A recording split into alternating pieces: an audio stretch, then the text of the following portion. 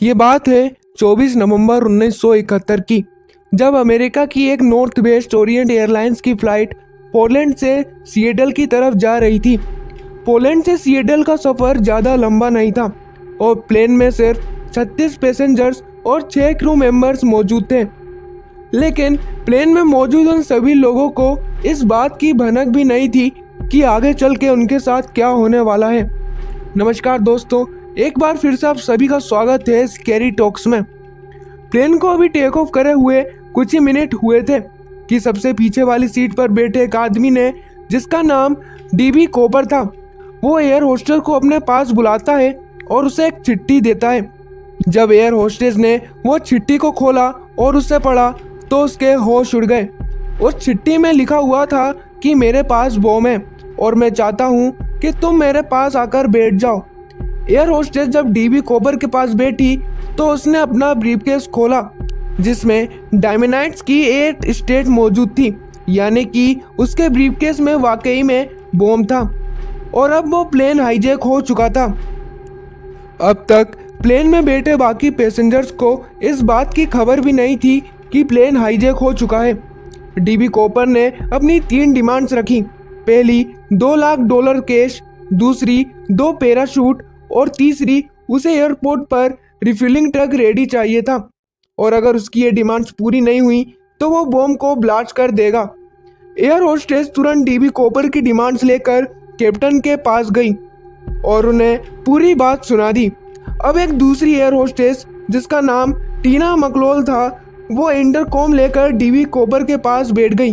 वो पायलट और dB copper के बीच मैसेज पहुंचा रही थी। यह हाईजैक रैंसम के लिए किया गया था और इसी वजह से FBI और लोकल अथॉरिटीज़ को ऐसा लग रहा था कि डीबी कॉपर ज़्यादा दूर नहीं भाग पाएगा, इसलिए वो उसकी सारी डिमांड्स मानने के लिए तैयार हो गए।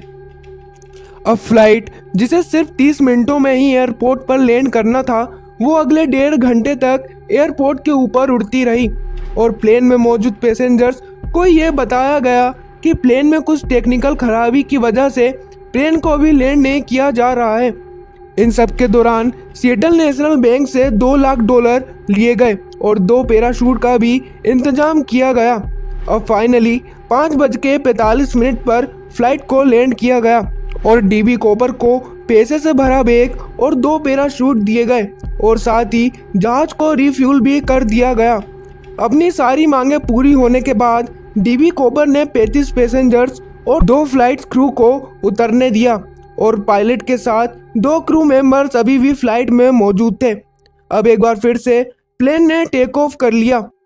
डीबी कॉपर ने एयर होस्टेस के जरिए कुछ इंस्ट्रक्शन भेजी, जिसमें उसने कहा कि जहाज की लैंडिंग गियर खुले रहे, एल्टीट्यूड कम से कम 10,000 फीट हो, प्लेन की स्पीड 320 किलोमीटर पर हो और जहाज को सीधा मेक्सिको लैंड किया जाए। सारी चीज़ें होना तो मुमकिन था, लेकिन प्लेन को सीधा मेक्सिको लैंड करना नामुमकिन था क्योंकि प्लेन में इतना फ्यूल ही नहीं था। पायलट ने डीबी कॉपर को रिफ्यूलिंग के लिए 2 ऑप्शन दिए, पहला रेनू और दूसरा फिनिक्स। डीबी कॉपर रेनू के लिए राजी हो गया। अब काफ़ी रात हो चुकी थी और जहाज ने अपना रुख रेनू की तरफ मोड़ लिया था। इसी बीच डीबी कॉपर ने पास में बैठी एयर होस्टेस को कॉकपिट में जाने के लिए कहा, जहां पर 2 पायलट और एक पायलट अटेंडेंट मौजूद थी। इसके बाद जब एयर होस्टेस कॉकपिट का दरवाज़ा बंद करने के लिए पीछे मुड़ी तो उसने देखा कि डीबी कॉपर अपनी कमर में कुछ बांध रहा है। उसके बाद जहाज की सीढ़ियां खुली और डीबी कॉपर ने वहां से छलांग लगा दी। 3 घंटों के बाद जब प्लेन को रेनू में लैंड किया गया तो पूरे प्लेन को चेक किया गया, लेकिन जहाज में ना ही तो कोई बॉम्ब था और न ही डीबी कॉपर। इतना ही नहीं, इस घटना के बाद डीबी कॉपर का भी कोई अता पता नहीं था। आखिर ये डीबी कॉपर कौन था और सबकी आंखों से धूल झोंक कर वो कहाँ गायब हो गया, ये आज तक किसी को नहीं पता। हालांकि डीबी कॉपर को किसी ने प्लेन से छलांग लगाते हुए तो नहीं देखा था, लेकिन खुली हुई सीढ़ियाँ ये साफ साफ बता रही थी कि उसने सिएटल और रेनू के बीच में कहीं छलांग लगाई थी।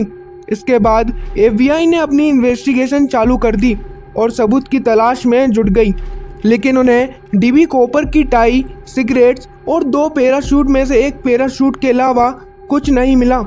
डीबी कूपर की किसी के पास फोटो तक नहीं थी। लेकिन फिर बाद में प्लेन में मौजूद पैसेंजर्स और क्रू मेंबर से उसका स्केच बनवाया गया। अब FBI को यह जानना था कि उसने एग्जैक्टली कौन सी जगह पर प्लेन से छलांग मारी थी, और ये जानना उनके लिए ज़्यादा मुश्किल भी नहीं था क्योंकि जहाज ऑटो पायलट मोड पर उड़ रहा था।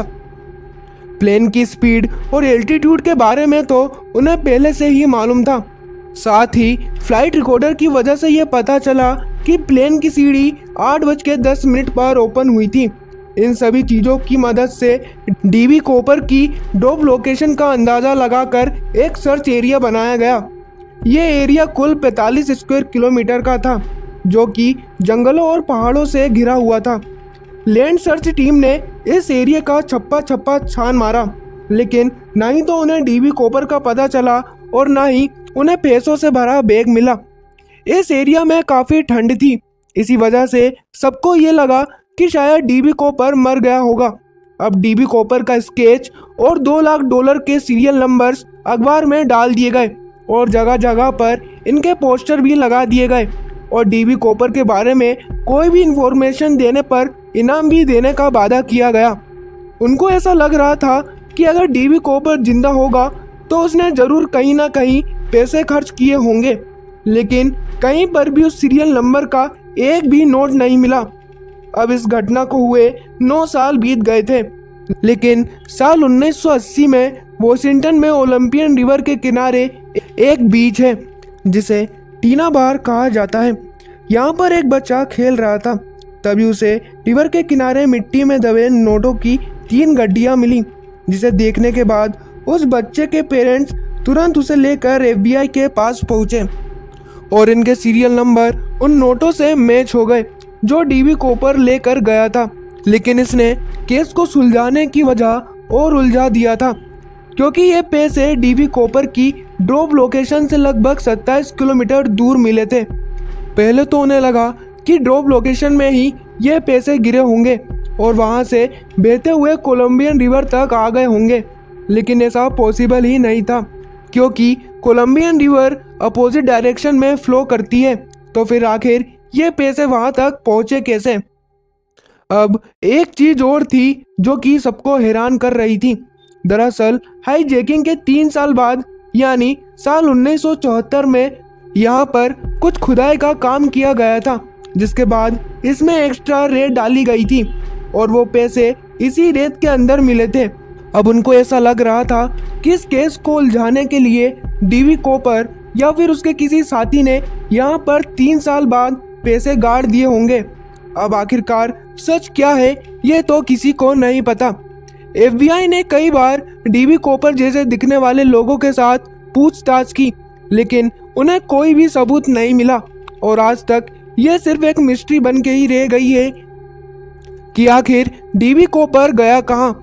क्या वो मर गया या फिर वो जिंदा है, ये तो किसी को नहीं पता।